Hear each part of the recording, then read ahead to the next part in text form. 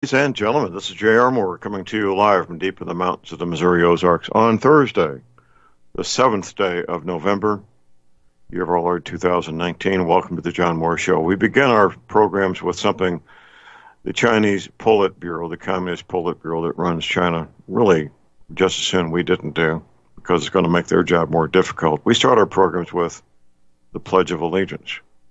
I pledge allegiance to the flag of the United States of America and to the republic for which it stands, one nation, under God, indivisible, with liberty and justice for all. Prep tip of the day, it's just a bit more complex than typical. There's a website, the name of it is the Epoch Times. I say again, the epochtimes.com. Epoch is E-P-O-C-H, Echo, Papa,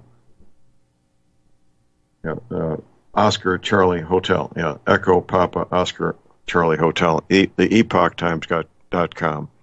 They have an audiobook there you can listen to. I started listening to it this morning. The title of the audiobook is How the Specter of Communism is Ruling Our World. I say again, How the Specter of Communism is Ruling Our World. There's also a print version, I believe. They have some excerpts from the print version available to read. It may be, quite frankly, I'm not sure if it's available as ink on paper. It very likely is.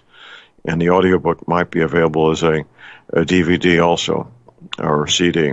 That would be great.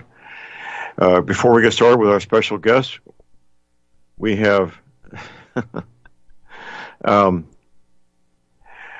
I want to do a big shout out to my friend Dan Sutterfield and his wife Patience for helping me yesterday. It was a long day.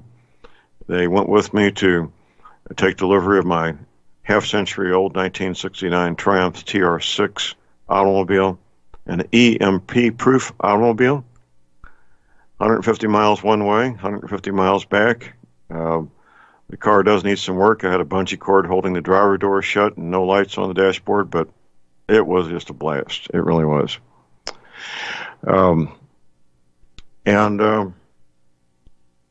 Yes, once again, the title of the book is audiobook, How the Specter of Communism is Ruling. That's ruling our world, ruling our world. We have patient waiting in green room, my friend Steve Whitman. We try to get Steve on about 3 times a year. We both have busy lives, and we always have new listeners that never heard Steve's story, which, quite frankly, should be a movie. It's already a book. And the plot of this story, the storyline, is better than many films I've watched. Steve's going to tell us how the energy cleaner helped save his life and then helped him recover from injuries that a lesser man would have died from. I sometimes refer to Steve as an educated Crocodile Dundee, and that's a compliment. Good morning, Steve. Good morning, Don. Anybody ever tell you you're an educated Crocodile Dundee? No, no one's told me that. Only you. They think it though. I believe they do. Some people that come to our place, they're a little amazed once they get to know me, if it's the first time I guide them or something, that, we're up north, a lot of people think we're a bunch of country hicks, but, we do know a little bit, and they're surprised sometimes. Well, you need to practice what Dundee did, where he looked at the sky and told the tourist within 2 or 3 minutes of the exact time. That was a Crocodile Dundee trick.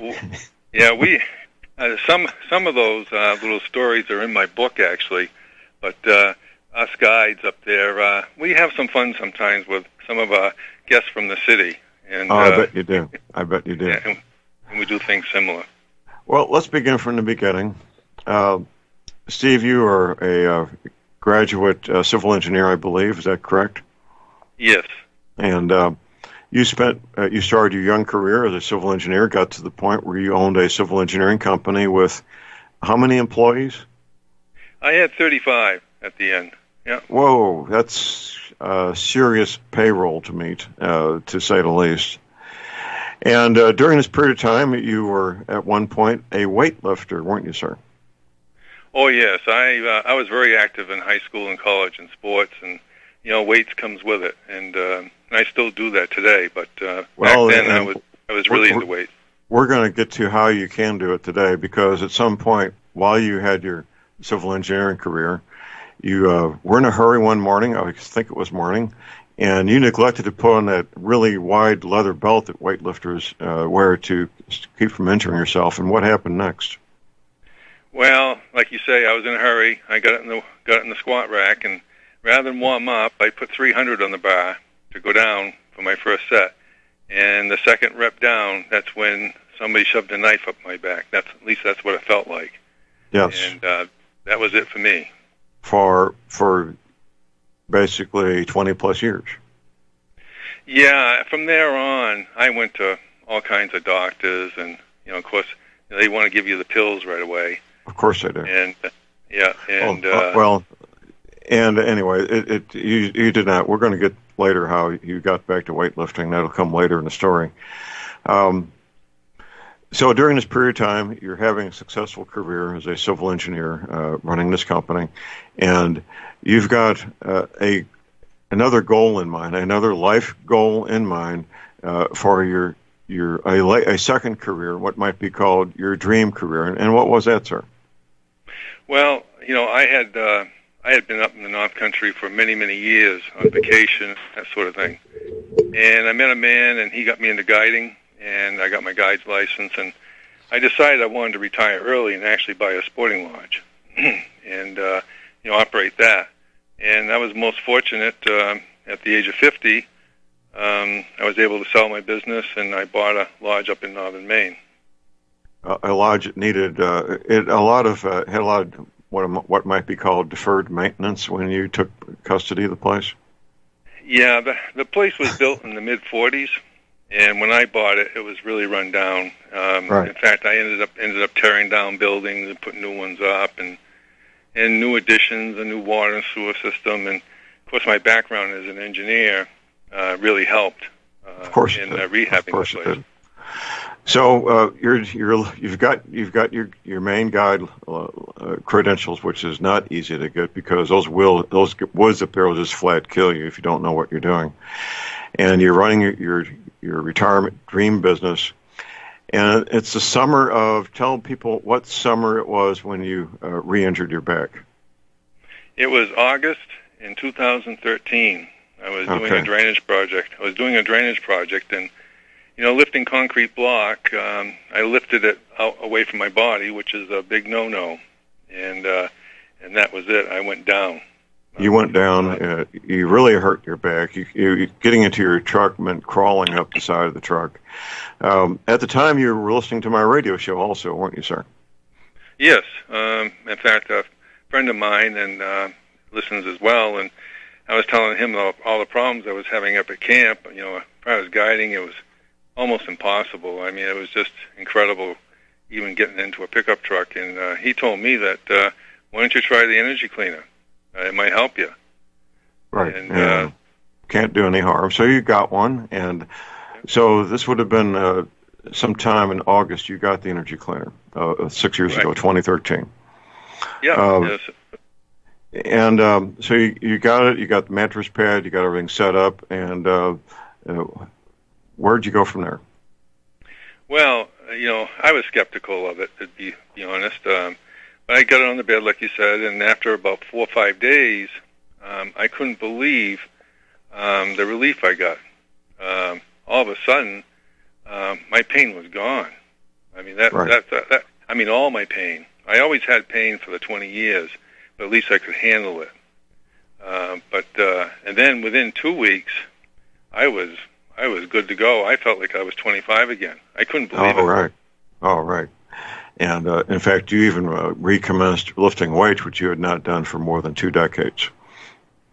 Right. Well, I had been in the gym, but there was no way I could do the workouts I did. I mean, I really had to work around my injury, and it was horrible, actually. Right. But I was back into full workouts and everything. Amazing. There's a bonus we should mention before we get too much farther in the story. Your lovely wife, who had been an aerobics instructor, had to discontinue her passion of being an aerobics instructor because she contracted lupus, correct? Yes, she contracted that in the early 2000s, and she basically went from doing 5-6 classes a week plus working at the post office full time, 40 hours, to really not teaching anymore. I mean, she with the lupus, she just didn't have the endurance, and she had to go on medication as well for it. Right, right. And the medication you take, if you take it long enough, you do go blind from the medication itself, don't you?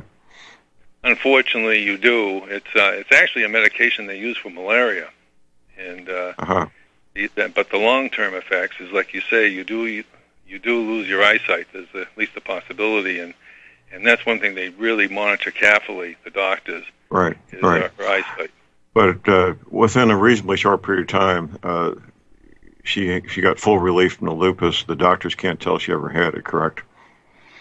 Well, yeah, it was like 3 months after we were sleeping on the energy cleaner that she went for her quarterly checkup.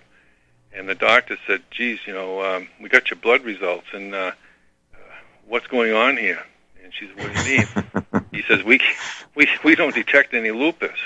And she says, you don't? And they said no, and so what they did, they cut her medication in half. She went back 3 months later, still the same story. They took her off the medication, and she's been off the medication ever since. Outstanding. Well, we're getting close to the focus of this discussion here, this interview. It was it was in the fall. The campus shut down. You're on a backhoe doing some work, and it was the first day of, was it October? I got that right? October. Yeah, first day of October, 2013. You're on the backhoe, and let's start from the morning when you were getting. There were so many things that happened that day that had to fall in place perfectly for you and I to even be talking, which began with you doing something as you walked out the door of your cabin that you never did do. Let's begin at that point. Well, I walked out the door, went and got the backhoe, and I drove by my camp. And for some unknown reason, I don't know, my little voice, or whatever you want to call it, told me to get my cell phone. And I never, ever carried my cell phone out on the gravel road that comes into our camp, which is about 1.5 miles long, because there's no reception out there. But I jumped off the machine, went in the camp, and grabbed my phone, and off I went. Why I did that, I don't know. Well, I have a pretty good idea why you did, and because it's some pretty esoteric stuff. But ladies and gentlemen, this area is so remote that people go bear hunting there, because that's how wild and remote it is. So you're on the backhoe, and you've got your cell phone, and you're working all day, and it's coming up, a little bit before 5 p.m.? Yeah, it was exactly. I remember it like it was yesterday. It was 4:45 when everything started to happen. A past employee of mine had been watching me for about 15, 20 minutes in his mother's car. And I couldn't understand why he was there. He hadn't worked for me for about a year. He had to quit previous to that because of physical limitations. And finally he drove up to me on the machine. Actually, he stopped, and I drove up alongside him with the machine. And I said, it's 4:45, it's quitting time. And because I thought he was going to come back and have coffee with my brother and I, like we always used to do. Right. And all of a sudden, there was a loud bang, and my right hand felt like somebody hit it with a sledgehammer. Right. And I looked down, and my index finger was hanging. Right. And just by some skin and a piece of bone. Right. And I thought he had thrown a M80 into the cab. Now, it's an open cab, it's just a roof, as a joke, okay? Right. And then all of a sudden, I heard another bang, and then I looked, and I saw him pointing a gun out of the car window. Right. I knew then I had been hit twice. And I said, well, there's one thing I got to do is get out of Dodge, and I actually hurled myself off to the other side, opposite from him, out of the machine. And that's when I hit the ground head first. Into a gravel ditch. Yeah, gravel ditch. When you began this leap, your head was probably about 8 feet off the ground at least. Oh yeah, easily. Yeah, easily.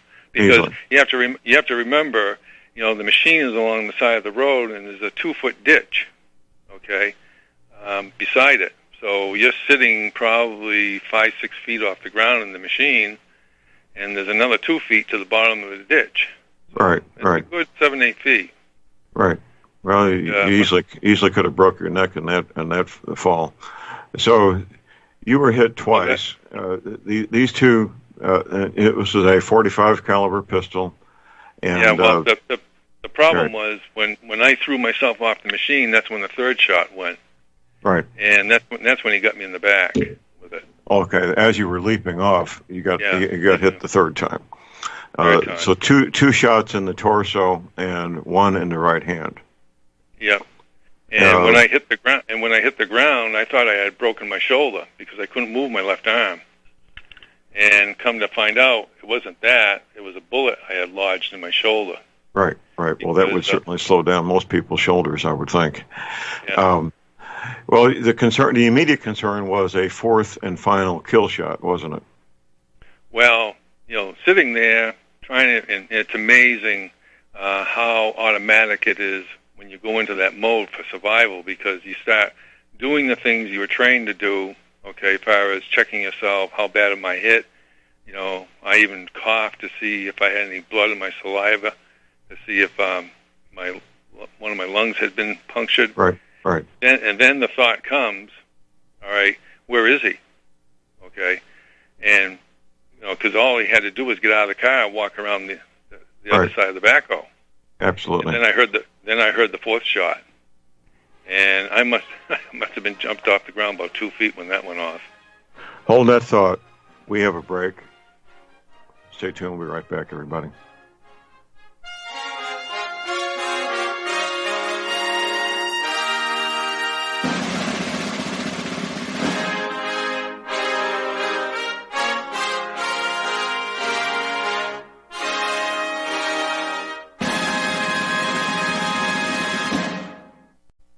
Tired of being lied to by mass media? It's growing more and more apparent today that news is received less and less through standard media outlets. Even with a growing audience every day, RBN is beginning to direct more efforts into social media. Social media and the use of the internet is fast becoming the primary source of people for news, regardless of demographic. RBN has set out to provide some of the best news on the internet through republicbroadcasting.org, and also has begun to use the tools to our advantage by way of social media. Republic Broadcasting is now operating a Facebook page to function as yet another avenue to have our collective voice reach new audiences across not only America, but across the globe as well. The Facebook page features not only news, but also an RBN player to listen to our broadcasts. Get involved by visiting facebook.com/Republic Broadcasting and liking our page and share it with your friends and family, because you can handle the truth. Folks, we're living in a world the likes of which we've never perceived any clearer than we do now. The plan for global governance has been in the works for generations and would have likely been achieved by now but for the fact that the globalists left open their Achilles heel. With all their tools, Federal Reserve System, fiat currency, no child left behind, and then Common Core education introduced to our schools to dumb us down, vaccines, pharmaceuticals to lobotomize us, GMO foods, insertion of compromised or bought and paid for politicians, judges, mainstream media propaganda, all pieced together like a puzzle designed to ultimately bring the world under submission. But with all their strategy, they forgot one thing: knowledge. And knowledge is power. With knowledge, their bombardment is nullified. Folks, with that, as brilliant and knowledgeable as you've become, among the wisest audience of any radio audience in the world, and you are, I want you to take a moment to reflect and ask yourself, how much of that knowledge did I obtain from Republic Broadcasting Network? How high has my consciousness been raised since I've been a listener? How fast am I now able to discriminate truth from fake news by being a Republic Broadcasting listener?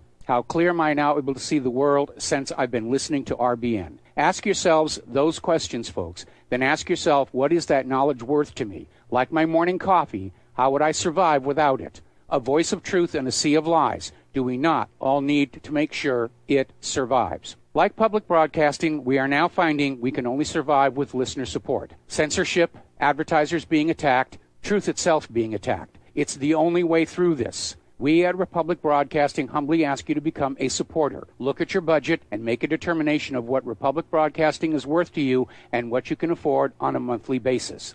Go to republicbroadcasting.org and pledge $20, $30, $40, $50, if possible, $100 a month or more if it's affordable. Click the donate button and become a regular monthly donor. Assure both us and yourself that Republic Broadcasting truth will continue to flow like that morning coffee. The network thanks you.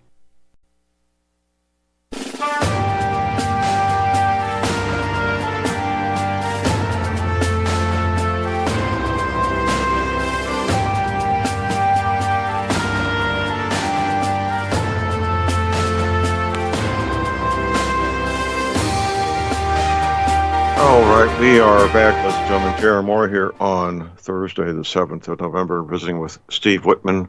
Steve's telling us his story, the events of the first day of October 2013, 6 years ago.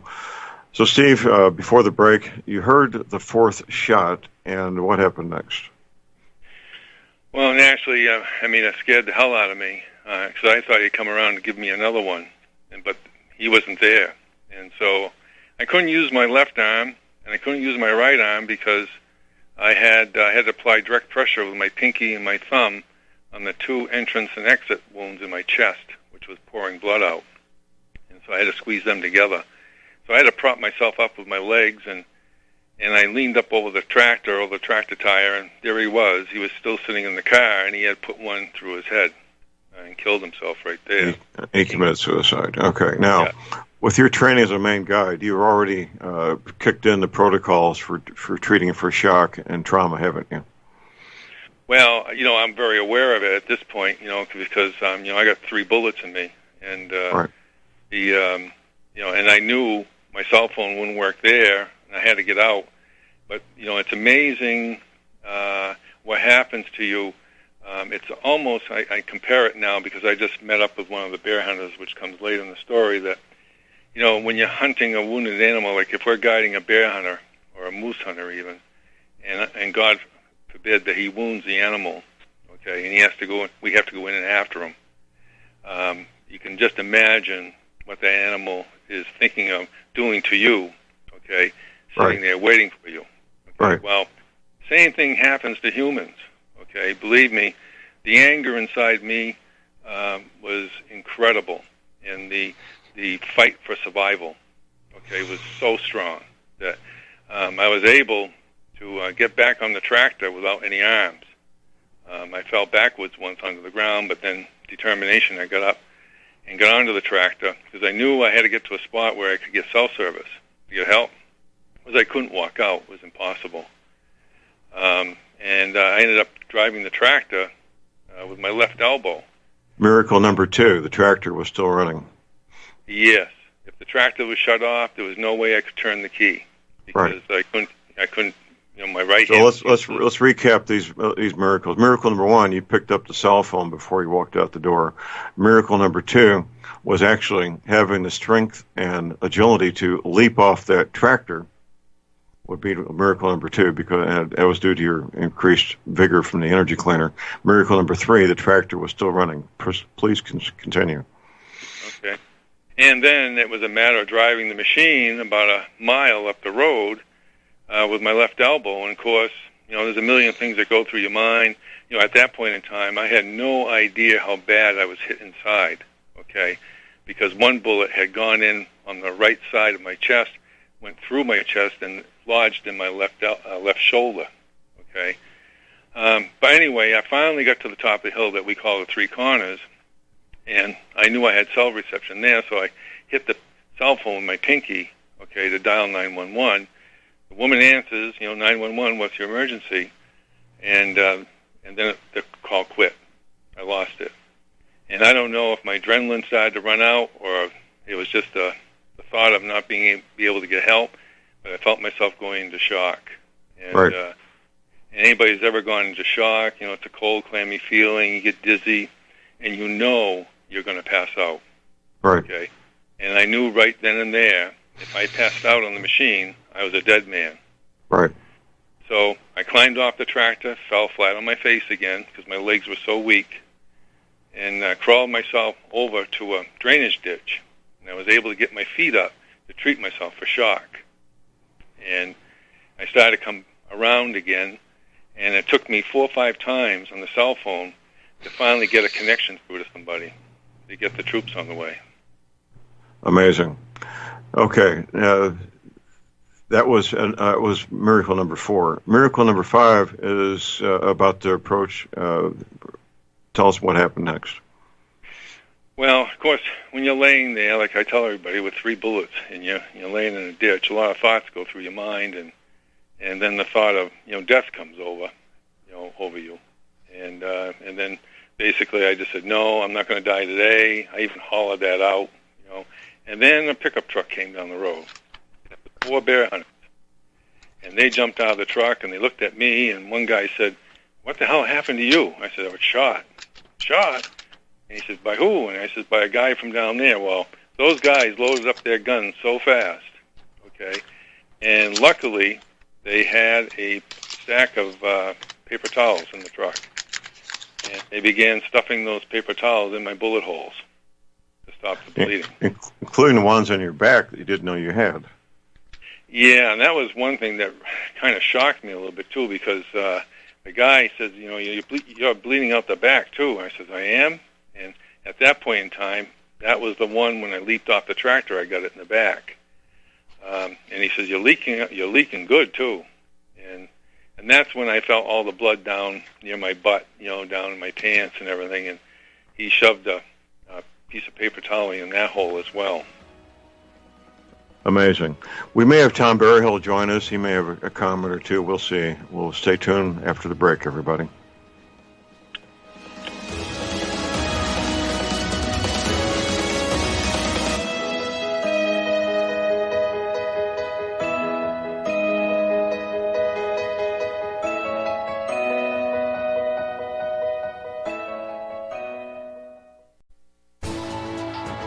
You are tuned in to the Republic Broadcasting Network. Visit our website by going to republicbroadcasting.org.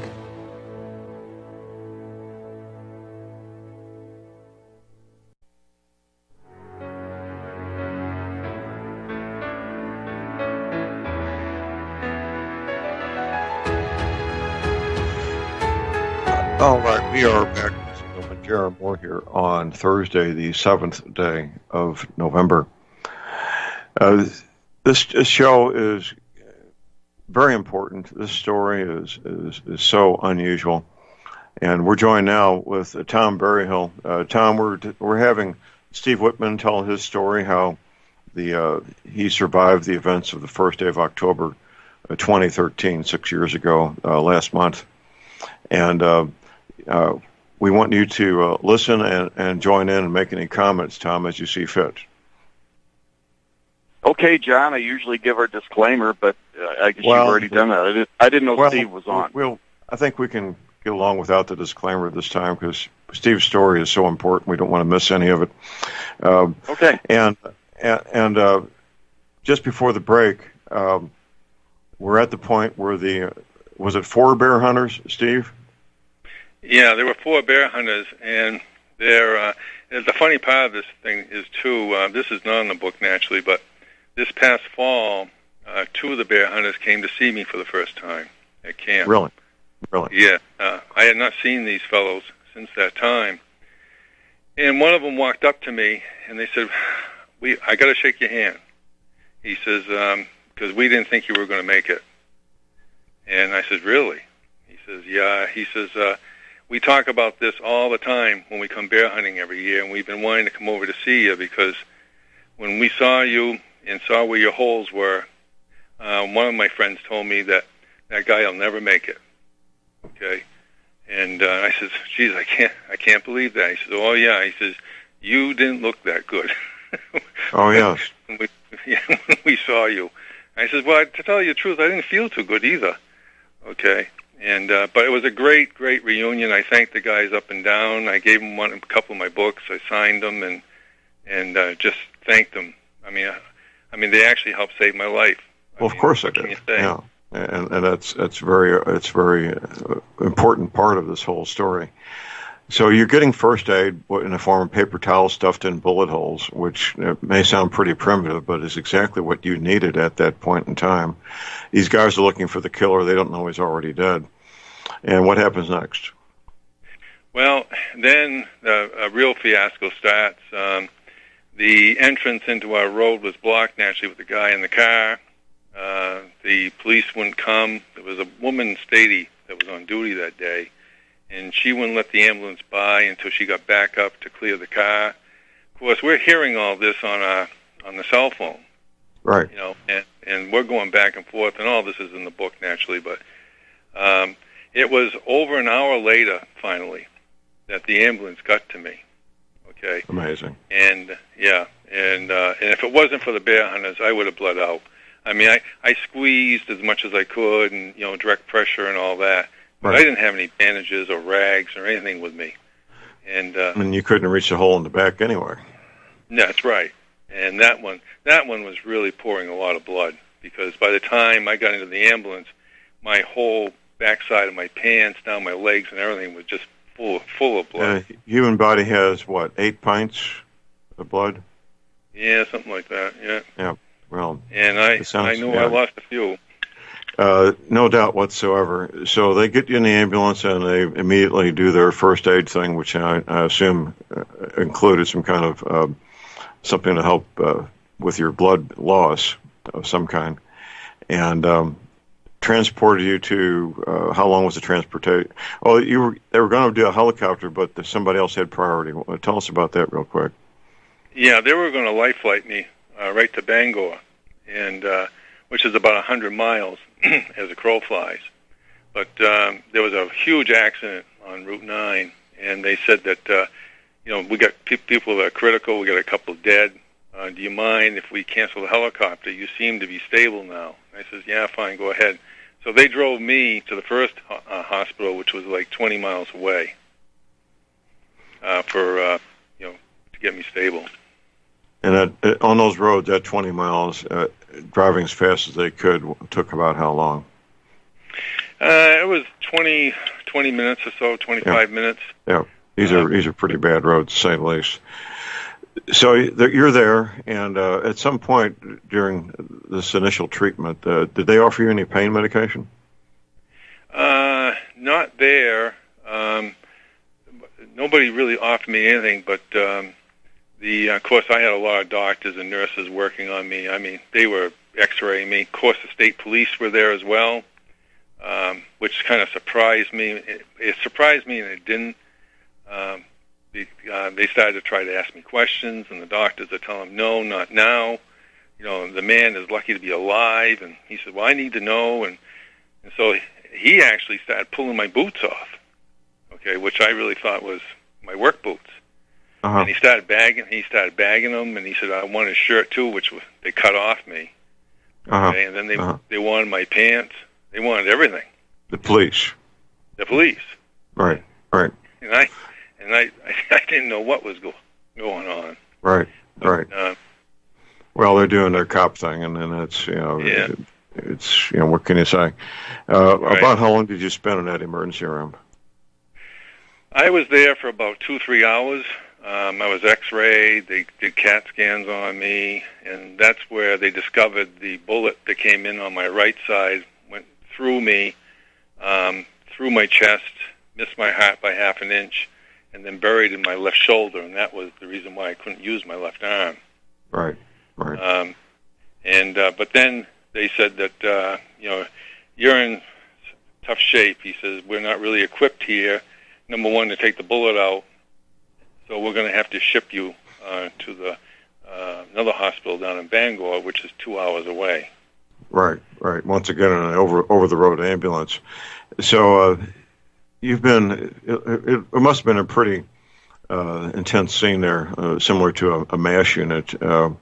All these healthcare professionals saving your life, getting you stabilized, the police trying to get evidence, and so you're in the process of being transported out the door, and all these people that were saving your life were lined up and they appointed a spokesman. What happened at that point? Yeah, it was just before they put me on the gurney to take me out. Everybody came in. There had to be 3 doctors, 6, 7 nurses in there, plus some orderlies. And one of the doctors stepped forward and he says, "I've been elected spokesman for the group." And he says, "We all would like to give you some money." And I looked at him. I says, "Money? Money for what?" And he says, "Well, we all want you to buy a lottery ticket for us." Because he says, "It's $1 million to 1 shot you're here. And we're almost sure that you'll win if you play a lottery ticket." So absolutely. Did you, in fact, buy a lottery ticket for these people? No, I did not. Well, maybe it's not too late. Now, that incident you just mentioned ended up becoming the title of your very first book, didn't it?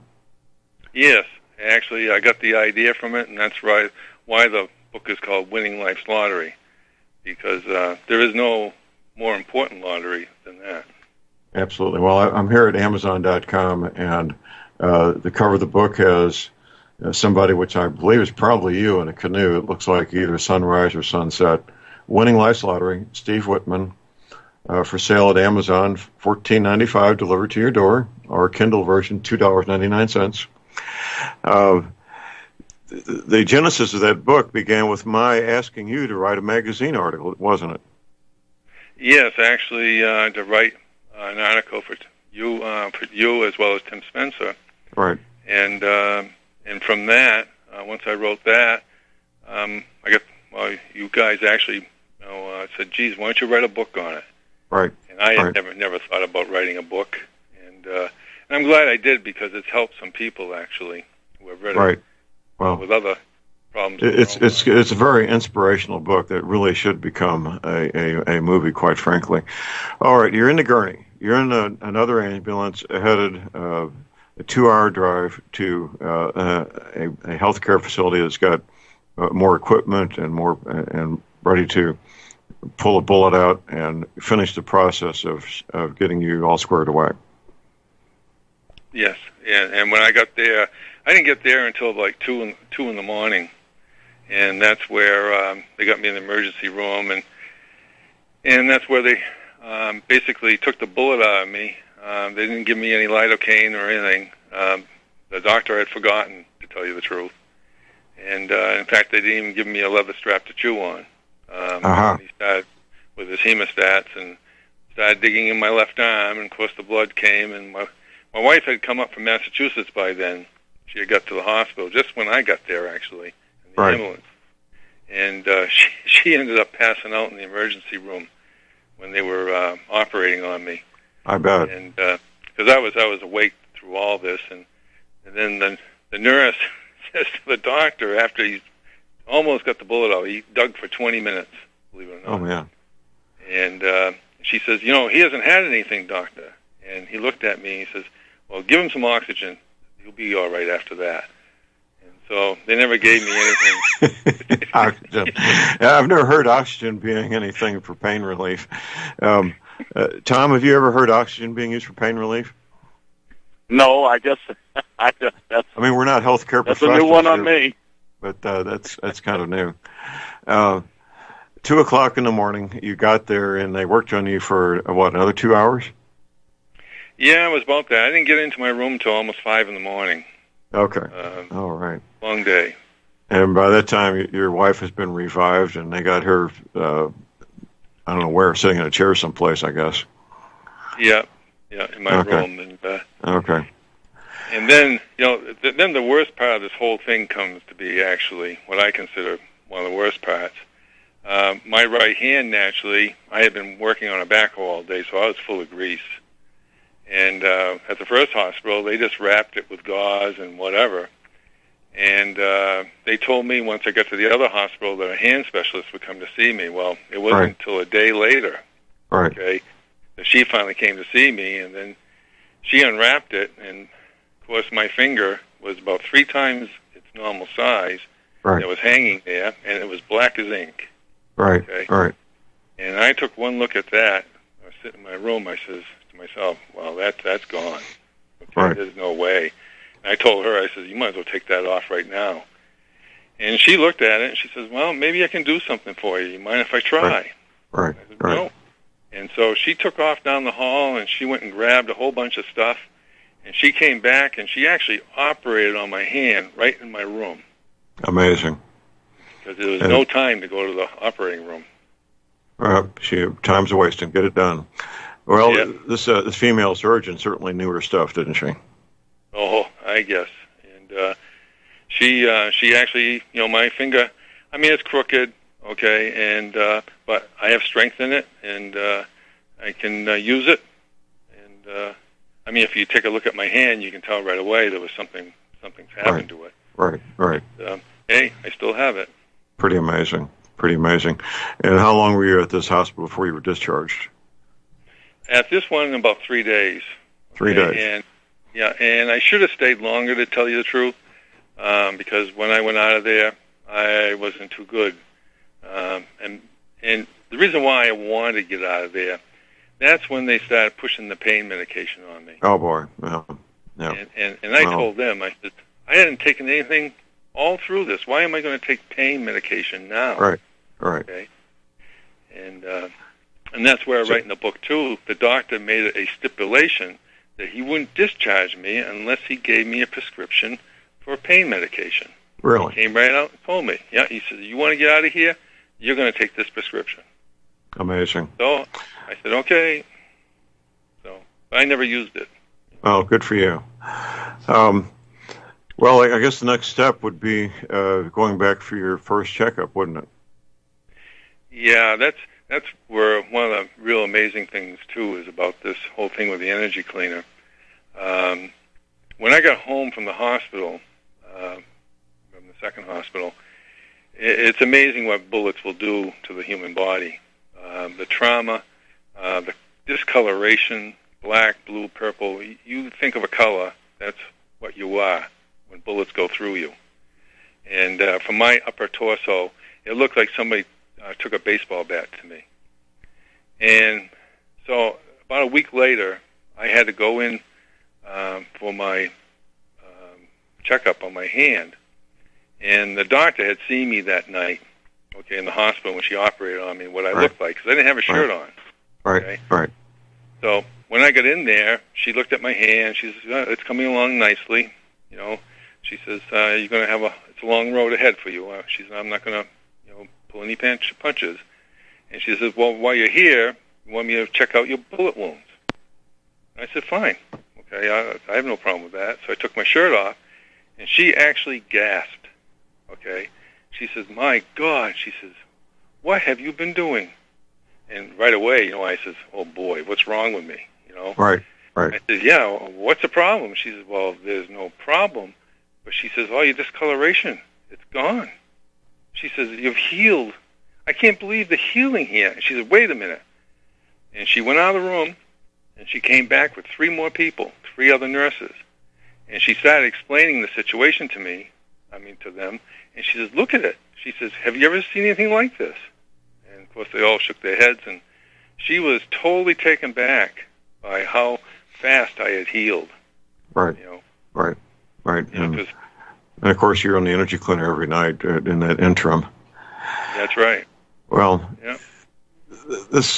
and of course, you have made a full recovery. This was 6 years ago, 6 years and 30 days ago, 37 days ago that this happened. And just being alive is a miracle in itself. Being alive and having full function, you have no restrictions on your physical activity whatsoever. Would that be a fair statement, Steve? Well, I ran 5 miles yesterday, and I was in the gym lifting weights for an hour and a half this morning. And how old are you, sir? 66. 66. Well, yep. I would say that very few men who've never been shot 3 times with a 45 caliber pistol can run even a mile at 66 years old.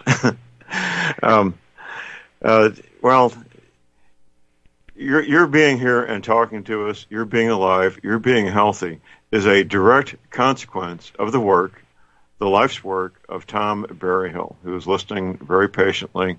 And Tom's work is directly responsible for you being alive, sir, and I want to thank Tom for the work he does. And I want to thank Tom as well. I bet you do. Thank you. you. You're welcome. Thank you, gentlemen. You're welcome. I mean, it's not just for me, Tom.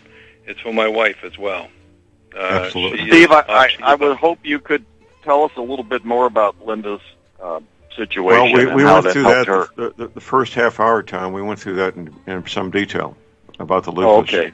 We did. Well, I'm just glad you're both doing fine. That's great. Yeah, it's a lifesaver. It really was. Well, there's a famous singer named Lady Gaga. She has lupus. I sent her manager a letter letting her know that I would make an energy cleaner available at no charge, but never heard back. And so you do what you can. We got a break. We'll be right back. Tired of being lied to by mass media? It's growing more and more apparent today that news is received less and less through standard media outlets. Even with a growing audience every day, RBN is beginning to direct more efforts into social media. Social media and the use of the internet is fast becoming the primary source of people for news, regardless of demographic. RBN has set out to provide some of the best news on the internet through republicbroadcasting.org, and also has begun to use the tools to our advantage by way of social media. Republic Broadcasting is now operating a Facebook page to function as yet another avenue to have our collective voice reach new audiences across not only America, but across the globe as well. The Facebook page features not only news, but also an RBN player to listen to our broadcasts. Get involved by visiting facebook.com/Republic Broadcasting and liking our page and share it with your friends and family, because you can handle the truth.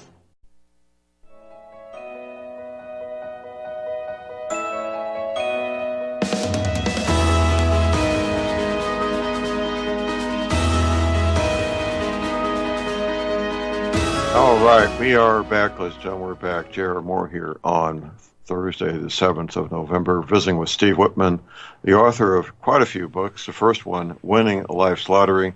The subtitle is An Inspirational True Story of Friendship, Jealousy, Betrayal, and Survival. Your books tend to be kind of action, adventure, detective kind of stories for the most part, Steve? Yes, I have actually two series, a detective series as well as a outdoor survival series.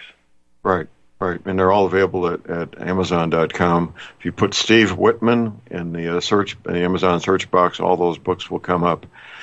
And of course, the reason we're having this conversation, everybody, is that Steve is alive, and he's alive as a direct consequence of using the energy cleaner before he was shot, which gave him the strength and agility to not only leap off the tractor, but have the strength to survive those injuries, and then the rapid recovery as a direct consequence of the energy cleaner, which I need to say, of course, is available for sale at my website at thelibertyman.com. Tom, you and I hear stories all the time about people who get their life back from pain relief and things of this nature, but Steve's story is certainly the one that's probably the most amazing of all of them, isn't it, Tom? Well, it really is. It is, John. And then, I always mention his wife because that is the one that amazes me. I'm glad Steve healed up. That was a traumatic experience he went through. But just what his wife went through with that lupus, that amazes me. It really does. Oh, I wish we could help others with that. Yeah. Well, Steve, I know you're usually in Florida in the wintertime, and I'll be doing a road trip, and I think it's finally time that the three of us, you and myself and your wife, finally do meet in person. And well, I would really like that, John. Let's make that happen in February. We need to make that happen. Where are you going to be in Florida, Steve? I am in Orlando right now. Yep. Oh, you are? Okay. Yep. I have a speaking engagement in Orlando Saturday the 8th of February. Really? So, yeah. And our cruise will be leaving the following day. So, yeah, I'll be there. So we'll get together. And I'll be a guest home. I'll be the house guest of Ted Broer also at that time. But yeah, that'll be fun. I was going to say you could stay with us if you weren't staying with somebody else. Well, I appreciate that, but I only got one person to say. I mean, I'm only one guy. I'm only going to say one. That's one that's right. Yeah. Place of the night. So, Steve, we got procrastinators out there. We're about to wrap up the segment here. What would you tell those energy cleaner procrastinators? Oh, geez, don't waste any more time. Thinking about it. Just do it because we use it for a lot of other things besides bullet holes and lupus. Yeah. Yep. It's amazing on nagging sports injuries. We use it, and getting cuts and that sort of thing in guiding. I use it. It speeds the healing process immensely. Absolutely. Steve, thank you, sir. We'll be talking privately about the February events, and tell your wife hi for us. Appreciate it. Okay, very good. Okay, Tom, thank you, sir. Thank you, John. Okay. Top the hour break. We'll be back with the John Moore Radio Show economic advisor, Steve Hunt. Stay tuned.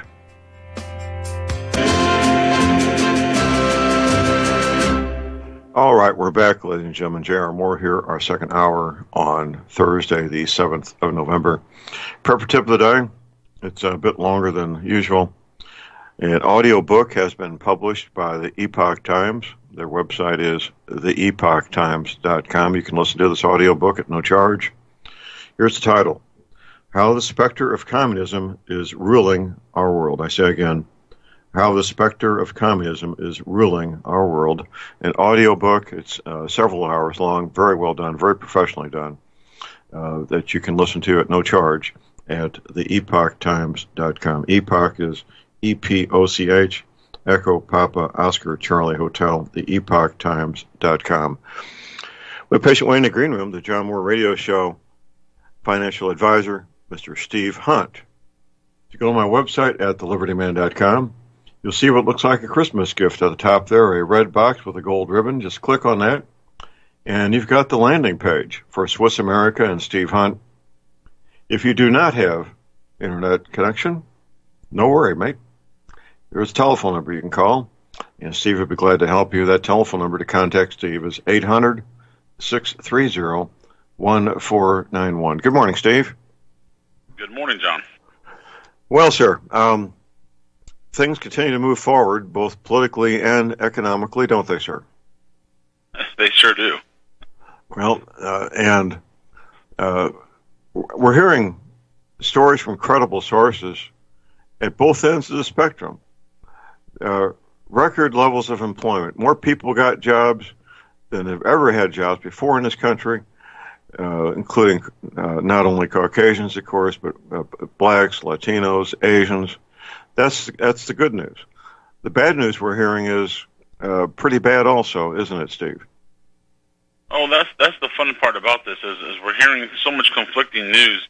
The mainstream media is saying how things are being reported as a win for the U.S. economy and things are going so great. But you have there's a letter that got published last night by Ray Dalio, the biggest hedge fund manager on the planet, and it's a great letter. I'll send it to anybody who wants to call in, email it or mail it out to you. I mean, he talks about how unsustainable things are, and he thinks that impending collapse is on the verge of happening. He's telling his clients to get out of his own hedge fund. I mean, you've got massive financial companies telling people to get out of markets and out of cash.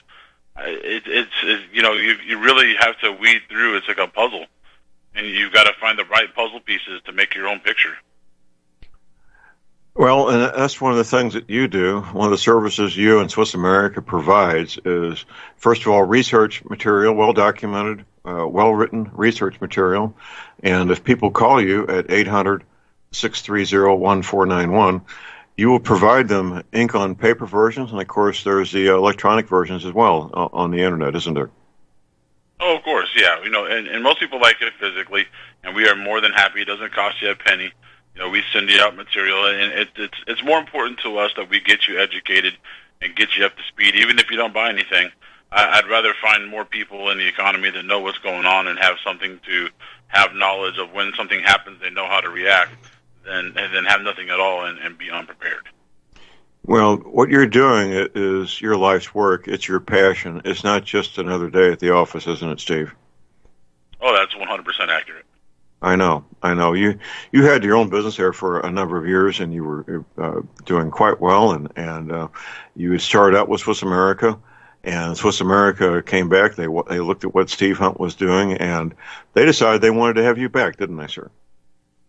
They did, and Swiss America is one of probably the top two biggest precious metal firms in the United States, and Craig Smith is, if you ever watch the 700 Club, the owner of Swiss America is Craig Smith, and he's on with Pat Boone, he's on with Mark Levin, he's on with Michael Savage. There's some pretty big people, that endorse this company, and what this company represents. I mean, it's more than a family. I mean, we have a prayer room here in the building. We have a very big facility, and it's a very close group. And knowing what I'm reading and seeing and being through the 2008 collapse, and I think this is going to make 2008 look like a picnic. There's no way I could have. Right. No way you could have what? No way I could have done this, with the size I was. I needed more hands on deck to do this. Right. Well, you're now back with Swiss America, which has a track record of being extremely reputable and reliable. And give us a heads up. I know there's articles published at your Swiss America website. What's going on with the most recent article published there, sir? Well, there's about to be a couple more. We're about to come out actually with two more. We're hoping to get them done by next week to writing some new pieces, and we got some writers that are doing it. But, one of it's going to be titled around, and I'll kind of give you an idea. It says that, here's an honest question for you. What would you think if someone wanted to invest 50% of your retirement savings in a company that was already failing? And obviously your obvious answer is going to be politely to say, no, thank you.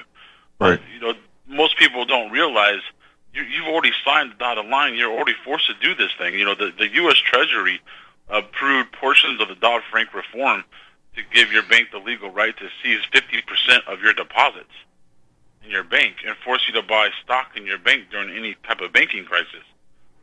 I mean, this is the result of the too big to fail of 2008. People don't realize, how important this is. There's no way that this sounds like something that anybody wants to do with the retirement funds and have, securities on their deposits. I mean, you're never going to say, please take half my money and put it into your failing bank so that you guys can stay in business and I don't have access to my money. There's so much that people don't have the proper information on about the money that's in their bank, and you really got to know about it. I mean, it's really critical information. Now, Steve, the automobile industry is a massive part of our industry, our economy, and I'm reading stories about what's called subprime auto loans failing. First of all, tell us what is a subprime auto loan, sir. Well, subprime is say you have John Smith that goes to apply for a loan, and he's got a credit score in the 500s. Subprime banks are these shady banks that are saying, hey, you know what? We'll give this John Smith a loan. We're going to give him 20% interest rates on a car.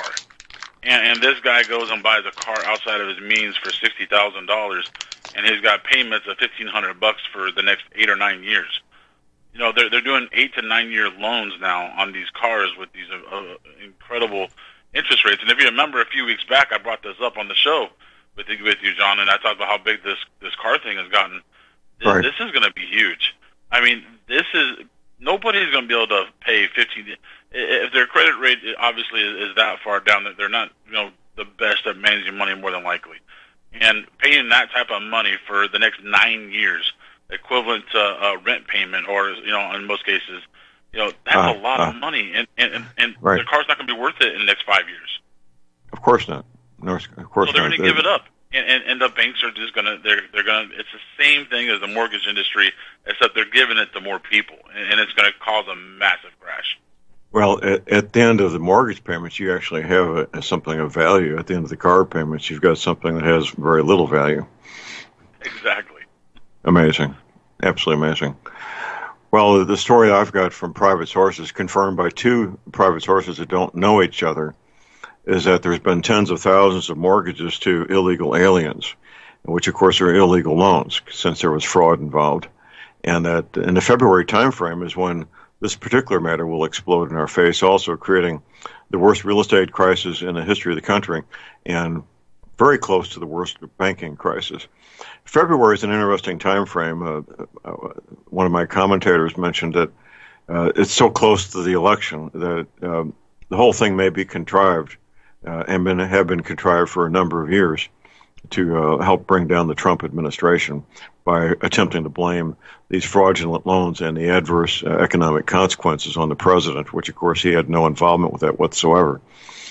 So there's another issue that hopefully won't happen, but I was practicing good journalism there, Steve, to get confirmation from a second source that didn't know the first. And it sounds like the kind of thing that the powers would be to do, doesn't it? Well, it does. It's funny because we had that caller call in. I don't know if it was last show or the show before that mentioned that. And the first thing I did when I hung up the phone off that show is I called a buddy of mine who is in mortgage loans, and he said that there are a lot of banks doing exactly that thing. You got to remember where I live is Arizona. We get more illegal immigrants probably than anybody. And he said that that's the number one thing down here is illegal immigrants are getting home loans like crazy. And he said that they're back to the old games, and it doesn't take much to get home loans now. All you need is being on a job for a month, and basically that's enough for proof of income. And it's everything is going the same way. And I think that February thing that you're talking about, I've heard that as well. It's funny because you look at Steve, stop. Now you've heard what I'm talking about from my two sources. You've heard that independent of anything I've said. Correct, from a mortgage lender here in Phoenix. Okay, all right. Well, I just wanted to get some clarification there. Please proceed, sir. So, what the funny thing about what you're saying about what they're trying to do to Trump, I'm 100% in agreement with you. You have to look at the whistleblower. I know we're going to go off case here, but this whistleblower guy, his attorney 2 years ago talked about how they're starting a coup and they're going to get him out and they're going to impeach him. I mean, I think this stuff's been in motion for quite some time, and they're going to try and set him up so it makes it look like he was the most inept president ever. When meanwhile all he's been doing is trying to fight to make things even for us, so that we're not taken advantage of by every other country. And for anybody that doesn't see that, there's a problem. Right. Well, what's taken advantage of is the average American man, the average American woman, to the advantage of people in positions of power and authority that helps their financial and political situation, doesn't it? Well, it sure does. Yeah, absolutely. Well, amidst all the doom and gloom, there's a glimmer of light, and that is the track record for millennium, for more than several thousands of years, of gold coins, silver coins, gold bullion, silver bullion, being recognized for thousands of years as being a safe storage of value. Correct, Steve? Correct. 100%. And the best thing about it, people can realize is if you go back 40 years and you factor in the price of what it was to where it is today, you average out at a 9% return a year. I mean, there's not too many investments that are going to be as stable as that, but it's not something you're ever going to get rich in. I don't want anybody to think that, wow, I could make a lot of money on this. When gold goes up, it's because your price of goods have gone up, and it means that inflation is increasing. So gold is a hedge against inflation. That's all gold is. Yeah, well, I have these conversations. We have a meetup tonight. I should mention we have a J.R. Moore radio show meetup tonight. We get dinner at 5 p.m. at the Benton Square restaurant there in Rolla, Missouri, and we go upstairs at 6 p.m. Oh, we get together about 4:30. Actually, go upstairs for the meeting in the private meeting room at 6 p.m. But when I have these conversations with people in the Patriot community, and they'll mention, oh, gold's gone up so many dollars. And I said, well, yes, but what's really going on is the value of the paper dollars is going down. Not the value of the gold isn't changing. What's changing is the value of the paper dollars attempting to buy the gold, correct? Well, that's exactly it. When we're taking $130 billion a night in repos from the Fed so that we can give money to the banks, and then they're pumping $60 to $70 billion of digital new money out of the system, out of thin air every morning into the stock markets to make everything look good because we're taking money out overnight. That's what's happening. We're devaluing the dollar every single day, and we're doing quantitative easing, but we're not calling it quantitative easing. We still haven't figured out a name for it yet. But it's happening every single day, which is it's going to devalue it. Supply and demand. This is basic economics. Like when President Nixon invaded Cambodia, we called it a limited incursion instead of an invasion? Yeah. Exactly. Yeah, all right. Well, these word games are something else, but I think most people are smart enough to figure out that, this is quantitative easing, and people were really upset about quantitative easing when it happened in 2008, 2009, weren't they? Well, you should be. I mean, it's almost criminal to think that, I could put all this money in my bank account and without me having anything to do with it, even though I put it in a savings account so I can't lose it, no one can touch it, and it's secure, that the government can print more dollars and devalue the money that's sitting in my account. I mean, it's kind of like this thing from the Dodd-Frank Reform Act, where the bank can take 50% of your deposits and put it in the bank stock. I mean, these are things that are out of your control. And if you read into the actual laws regarding these banks, and now they're sending out notices to people that have deposit boxes, telling people that you can't hold gold or silver bullion anymore inside of a deposit box. What's going on with these banks that they're making so many regulations? They're preparing for something as well. Well, they are. We got some callers here, Steve. First, we go to Kyle in Montana. Good morning, Kyle. Good morning, gentlemen. I was wondering something. Do you know why? It's interesting. You just mentioned that bank thing, telling their depositors they could no longer keep gold and silver in their accounts, because that's one of my questions.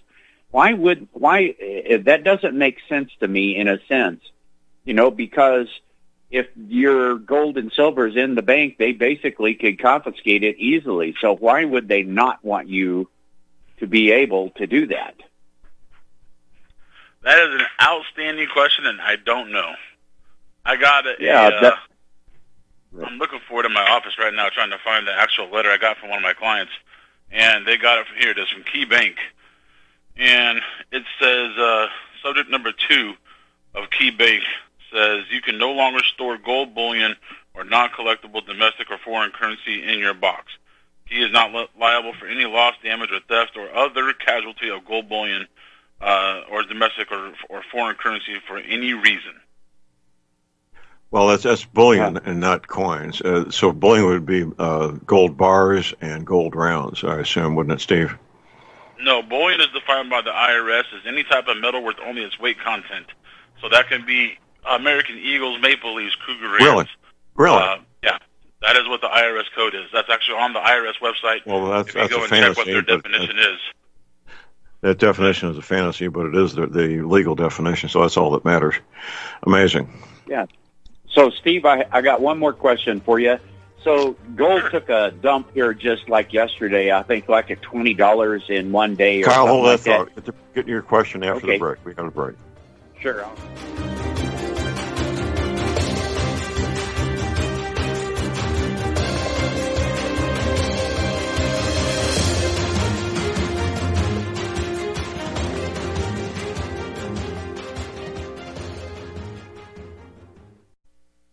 Folks, we're living in a world the likes of which we've never perceived any clearer than we do now. The plan for global governance has been in the works for generations and would have likely been achieved by now but for the fact that the globalists left open their Achilles heel. With all their tools, Federal Reserve System, fiat currency, no child left behind, and then Common Core education introduced to our schools to dumb us down, vaccines, pharmaceuticals to lobotomize us, GMO foods, insertion of compromised or bought and paid for politicians, judges, mainstream media propaganda, all pieced together like a puzzle designed to ultimately bring the world under submission. But with all their strategy, they forgot one thing: knowledge. And knowledge is power. With knowledge, their bombardment is nullified. Folks, with that, as brilliant and knowledgeable as you've become, among the wisest audience of any radio audience in the world, and you are, I want you to take a moment to reflect and ask yourself, how much of that knowledge did I obtain from Republic Broadcasting Network? How high has my consciousness been raised since I've been a listener? How fast am I now able to discriminate truth from fake news by being a Republic Broadcasting listener?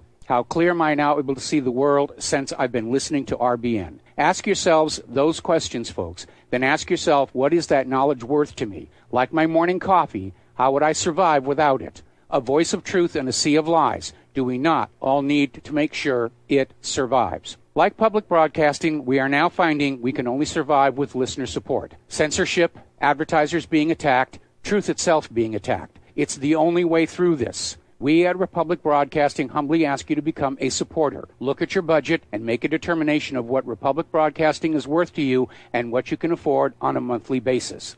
Go to republicbroadcasting.org and pledge 20, 30, 40, 50, if possible, 100 a month or more if it's affordable. Click the donate button and become a regular monthly donor. Assure both us and yourself that Republic Broadcasting truth will continue to flow like that morning coffee. The network thanks you.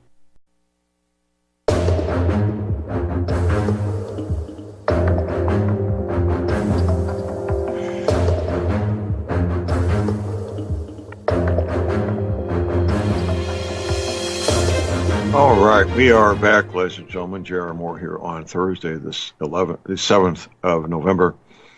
If you need to contact Steve Hunt, here's his telephone number, 800-630-1491. I say again, 800-630-1491. Kyle, let's start fresh with your question, sir. Sure. So, Steve, if the gold dropped like $20 an ounce, like in one day, I think that was yesterday. Right. So my question is this, it gets me to thinking, and silver is obviously extremely well manipulated as well. At what point or what catalyst could cause the bankers who own so much paper stuff, paper gold and paper silver, is there any catalyst that will ever allow them to lose control so that the gold and silver will go to the correct ratio, to the correct price according to how we have to live? Is there anything that you see that's the potential that could change that?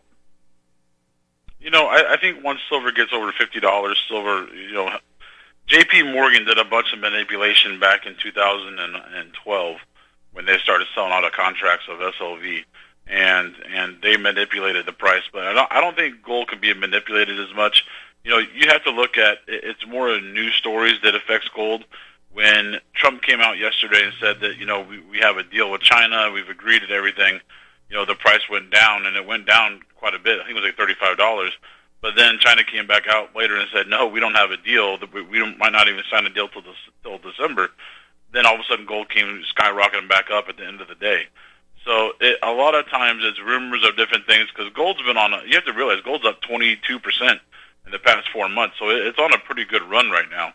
And typically you don't see that big of a run in gold in a short period of time. Gold's very steady and you'll see a 20% increase on a year, but you're not going to see it in 3 or 4 months. So, I don't think gold's manipulated as much, but silver, it can be manipulated. I think that when they did an investigation on J.P. Morgan in 2012, and I think they got fined, I think it was I want to say it was $50 million, but they made over $400 million, I think, on the transaction, they said. So, it's like a slap on the wrist to J.P. Morgan, but, it's unfortunately until the price of silver hits over 50, I think it can be manipulated by anybody with money.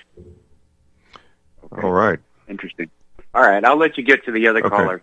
Thanks, John. Kyle. We appreciate it. You're welcome, sir.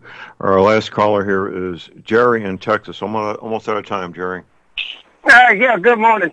Just for reference, the state of Texas got a repository for precious metals, and the election on this week prohibits ad valorem tax placed on precious metals in a repository. Now, it's kind of interesting, but anyway, the subprime loans, one thing a lot of people don't realize is anybody that takes out a subprime loan pays quite a bit higher interest rate, too. So, that's something that need to be aware of. So, all right. Oh yeah, that's what I said. One of the people are getting these loans at 20%. I mean, you're never going to pay this car off. I mean, that's the problem. But I think with the banks, like the last caller, what we talked about with the deposit boxes, think about what they're telling you they don't want to see. They don't want you to have anything private in those boxes, meaning gold, silver, and cash. Those are things you can keep in a safe, and they have no idea about. They don't want privacy in their bank. And you got these people that are now going to these depositories, and depositories are starting to pop up everywhere. But the problem with these depositories are they're individually owned. They're not, sanctioned by the government. And, who knows if they're insured. You got to be very careful with that. You really need to know. Well, the one here in Texas, is tied in with the state some way or the other. I'm not sure exactly how it is. The University of Texas has got all their precious metals and assets in there, along with some other institutions, which I find is rather interesting. But anyway, thanks for taking my call, John. Okay, thank you, Jerry. Y'all have a good day. Thank you. Just about out of time here. What words you want to leave these folks with here, Steve? I can't stress it enough. The number one, I talk to so many people every week that call in because they have metal and they're curious about how they're doing on investments that they got from somebody else. If anybody's listening that has already bought metal in the past, and you haven't checked on the value, or you haven't gotten a second opinion on what you have, it does not cost a penny to give me a call and say, Steve, I bought XYZ 10, 15 years ago. How am I doing? Am I in the right place? You might not know that different laws change with the Patriot Act about the reporting, or with the metal that you have is bullion, like we talked about. There's so many different things that you should know about your investment, and they might not have been teaching that back in the day. Give me a call. Let me give you a complete breakdown of what you have. And I'm not going to ask you for anything. It's just I want to make sure that everybody knows what they're doing. It's just pre-knowledge. Well, that's very gracious of you to do so. And once again, Steve's telephone number is 800-630-1491. Steve, thank you, sir. We'll be back next Thursday. Appreciate it. I look forward to it. Okay. We have bottom of the hour break. We'll be back with open lines, and it'll be fun. Get the answer and ask any questions you want, and we'll talk about any number of different topics after the bottom of the hour break, which is right now.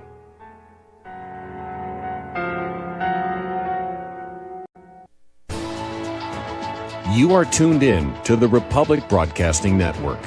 Visit our website by going to republicbroadcasting.org.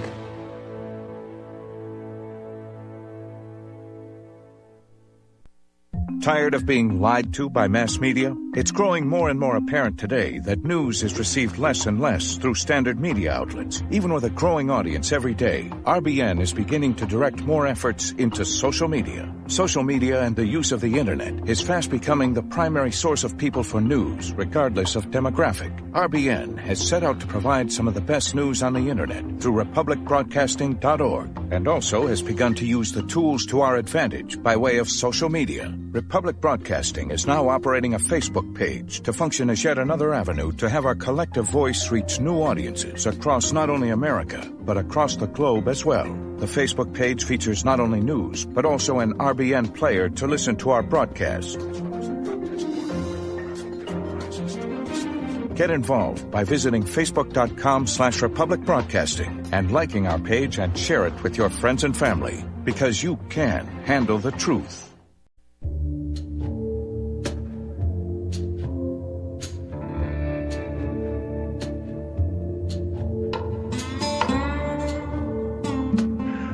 All right, we are back, ladies and gentlemen. We're back. J.R. Moore here on Thursday. It is Thursday, the 7th of November. My website is thelibertyman.com. That's thelibertyman.com. Lots there, things that will inform you, educate you, entertain you, possibly make you angry. Just a lot there. I was in Cincinnati a few months back.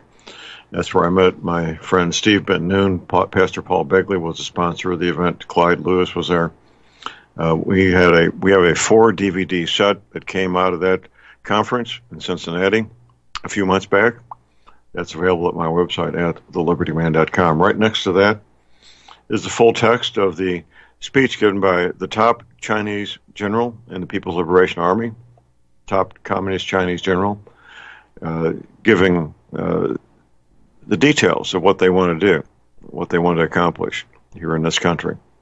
Pretty scary stuff. You heard Steve Whitman last hour, I hope, talk about the energy cleaner and his admonishment at the end of that segment, encouraging people not to procrastinate. That's a pretty smart thing to do, not procrastinate. He who hesitates is lost. So if you've got arthritis pain, joint pain, back pain, what are you waiting for? Get yourself an energy cleaner. Besides listening to Steve Whitman's testimony, you can read his what he wrote there at my website at thelibertyman.com. It pretty much parallels what he stated here publicly. There's some other testimonials there. You can go ahead and place your order for an energy cleaner at my website at thelibertyman.com.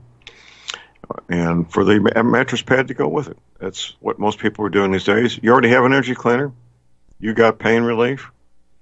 You think you might just know somebody that might need a Christmas gift to get pain relief also and sleep as great as a small child every night like I do every night?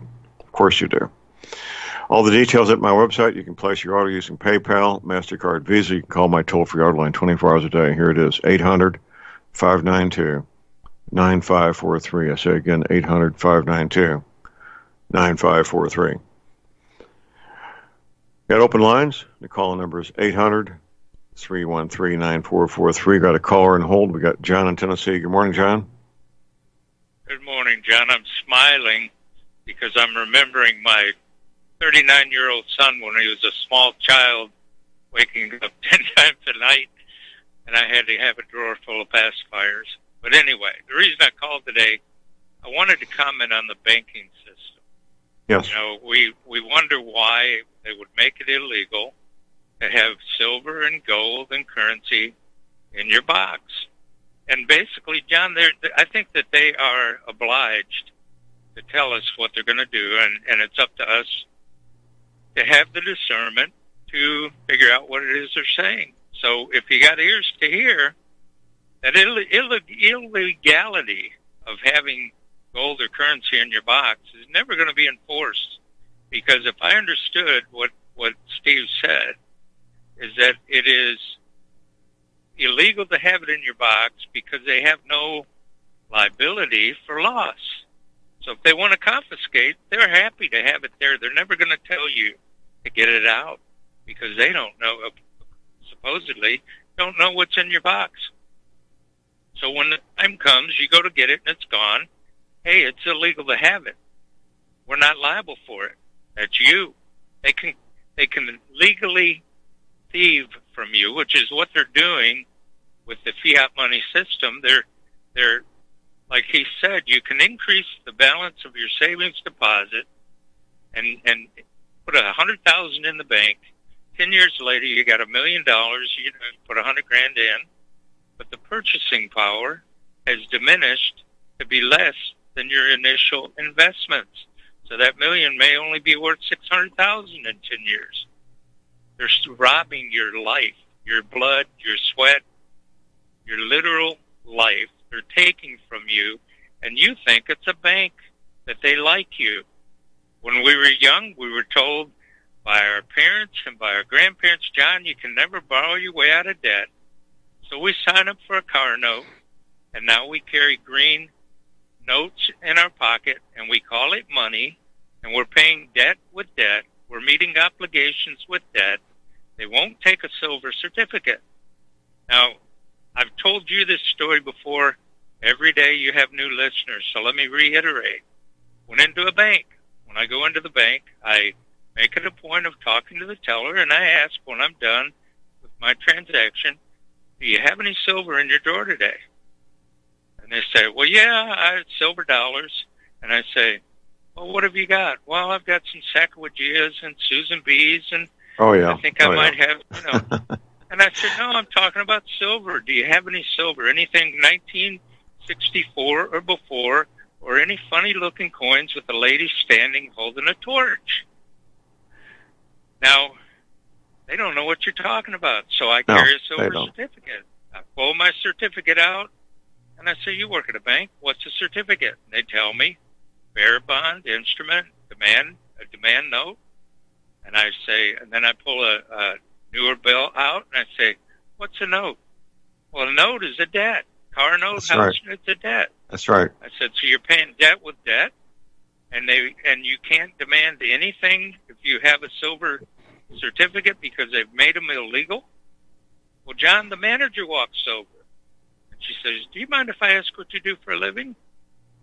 I said, no, not at all. And she's on the other side of the lobby.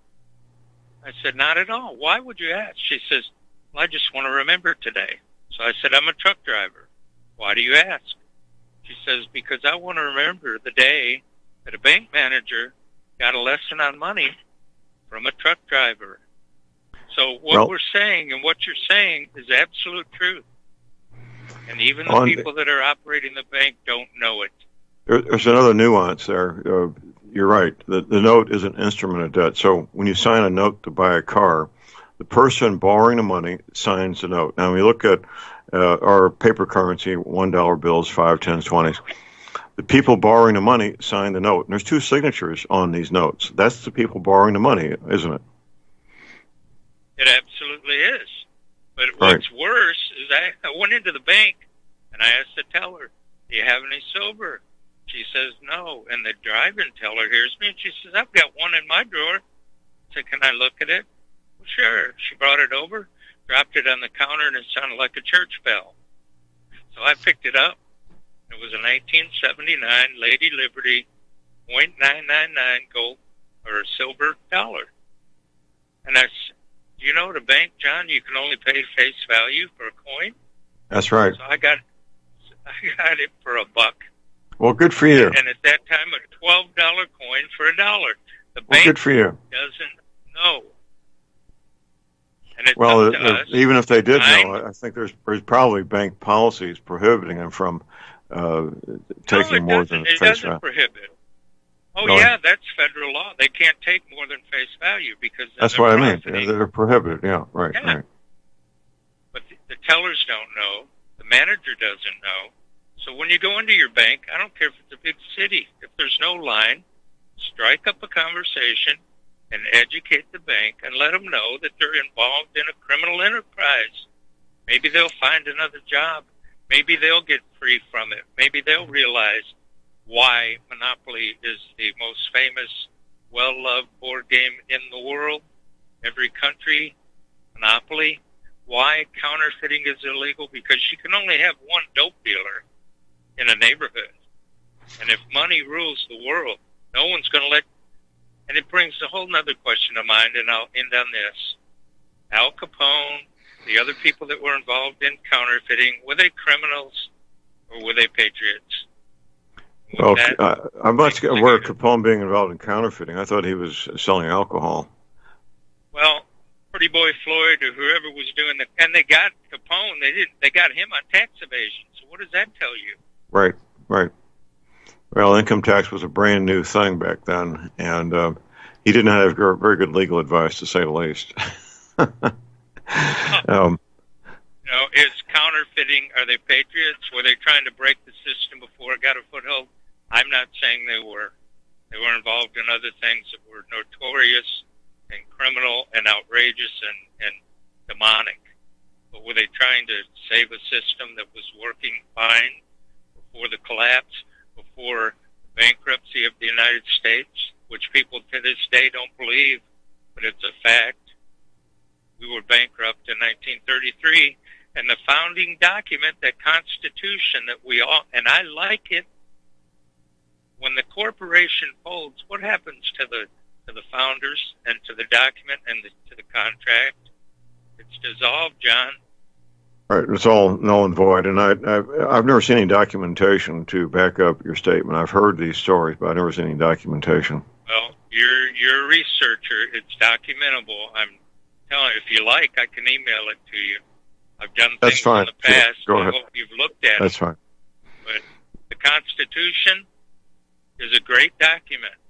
But if someone signed me up for something other than the U.S. Constitution 150 years before I was born, John, would you want to be held to it, to a legal obligation that you may not have been in agreement with.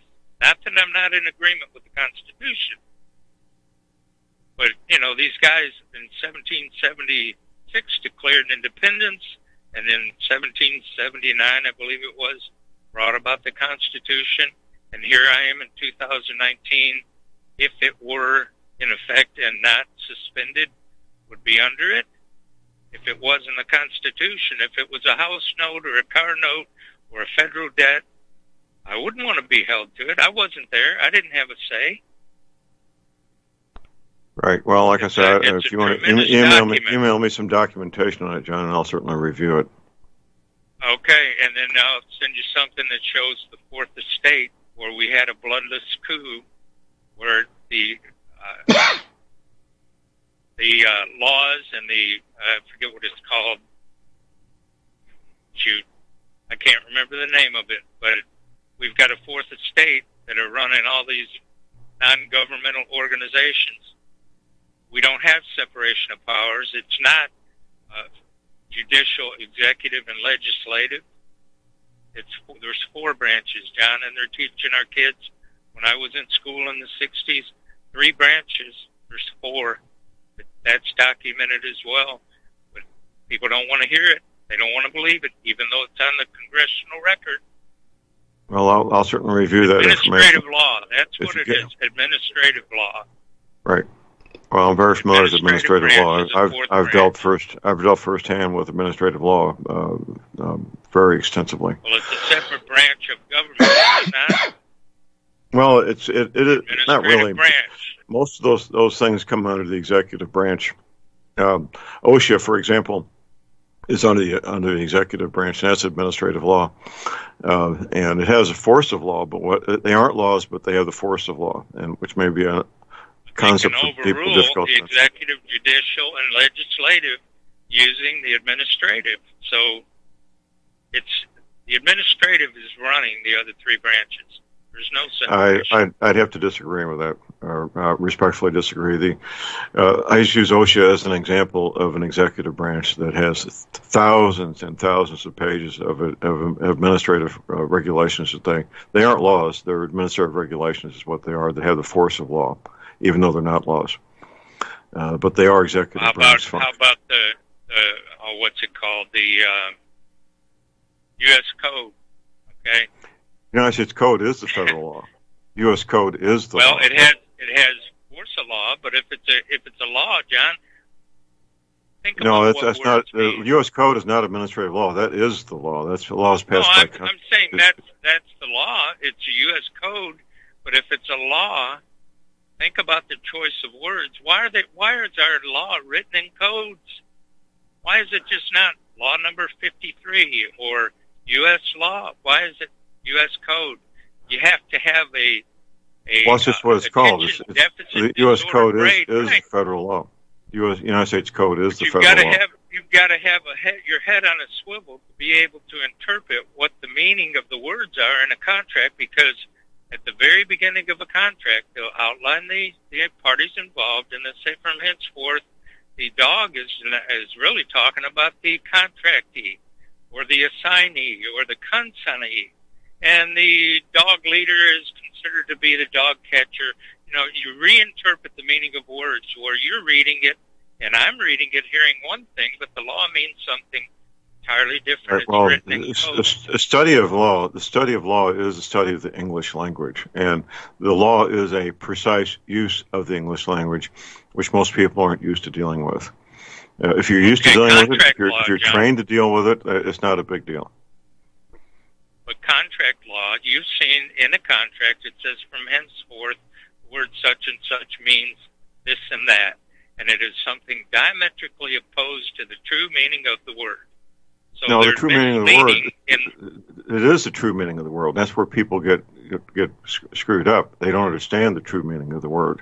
There's the common usage, which is what you're referring to. Common usage of words and the true meaning, the legal definition, are not necessarily the same. And if you don't know the difference, you're hopelessly lost. Right, which is why most attorneys and not you, but talk show hosts on network radio consider themselves to be and I've heard it from their own lips, privately and over the air, wordsmiths. Wordsmiths. Well, what does a smith do? He forms words, I guess, because a blacksmith forms metals. So you're smithing words. You're concocting and contriving and contorting words that mean things in a way that a person that uses common usage hears one thing, and you're meaning something entirely different. Not necessarily at all. I have to disagree, John. Not necessarily at all. But wordsmithing is not necessarily anything unethical or bad. Wordsmithing is just the ability to make use of words, and it could be used for good, it could be used for bad, it could be ethical, it could be non-ethical. Wordsmithing is just a term that means you're I agree. using language. I agree with that. I agree with that. Now let me ask you one more question. I know someone personally that was the editor of Air Force Times magazine in the 1970s. He's now a talk show host, former television newscaster, now a talk show host in Nashville. I know the man. I brought up the Hegelian dialectic. I brought up to him the Delphi technique on the air and asked him about it, and he says, I don't know anything about the Hegelian, whatever you said, and right. No, I've never heard of the Delphi technique. Now, do you think that's possible, John? From an it is very possible. Times It's very possible because it's rather esoteric for most people. This guy managed to reach a level in his career that was pretty wonderful, being editor of the Air Force Times, which I get and read on a regular basis. But I think it's very possible that he would not have knowledge of those two topics.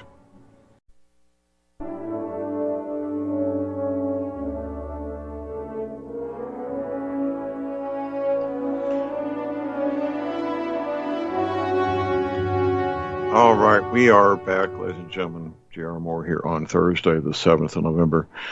John, here's why I'm not surprised that the former editor of the Air Force Times did not know these two matters.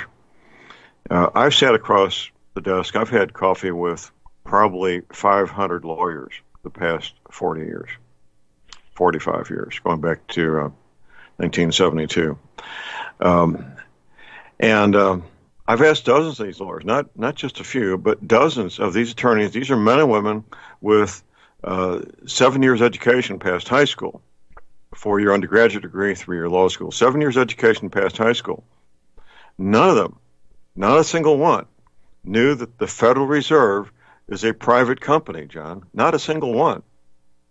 And so I'm not surprised that the former editor of the Air Force Times did not know about the Hegelian dialect and so forth. You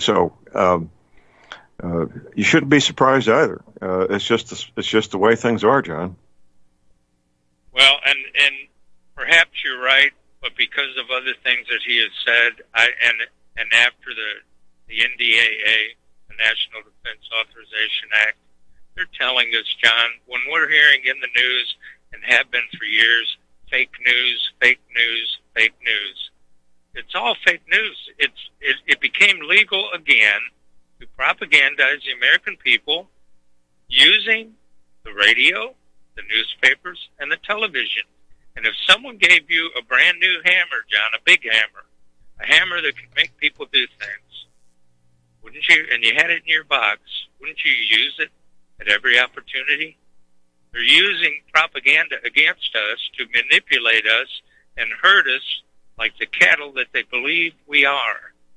They're corralling people. They're causing you to go get your vaccinations. And I'm a word guy. Vacca in Latin is cow. C-I-N-E. Right. Well, we're the cattle, and we do what you and I, John, we do what we can to inform people. You do your part. I do my part. Many Republic Broadcasting listeners do their part. It's a struggle, and we'll never reach more than 3% of the adults in this country with the things we talk about. But in just under a year, we have an election. So I'm going to be taking my private time to encourage people to register to vote and vote for President Trump. I hope you'll be doing the same thing because he's our last hope to possibly, maybe, kind of, sort of, salvage this republic. If we lose this coming election in 12 months, we're finished as a republic, in my opinion. What do you think, sir? Well, and I'm so happy that you asked me, John. I'm a Christian. I look at 2 Samuel, where the children of Israel went to Samuel and demanded a king. Samuel went to God and said, they want a king. They don't want me. God said, Samuel, they're not rejecting you. They're rejecting me. I think what our presidential election is every 4 years, seriously and truthfully, we're demanding a new king. I think that when we get a president, it doesn't matter who it is. And God told Samuel, give him a king, but tell him what he's going to do. Their sons are going to run before his chariots, and the women are going to work in the confectionaries and go to work. And from that time on, John, our boys have been going to war, running before the tanks, and our women have gone to war. We need him to bring him home. We need to bring him home. We're out of time, John. We're getting Thank you, what sir. we've asked for. We're out of time. Thank you, sir. That's it for the day. Get your medical supplies, your energy cleaning, your essential oils now while you can, your firearms, ammunition. Never, ever give up your guns. Please do a fun, safe, productive day. And God bless America.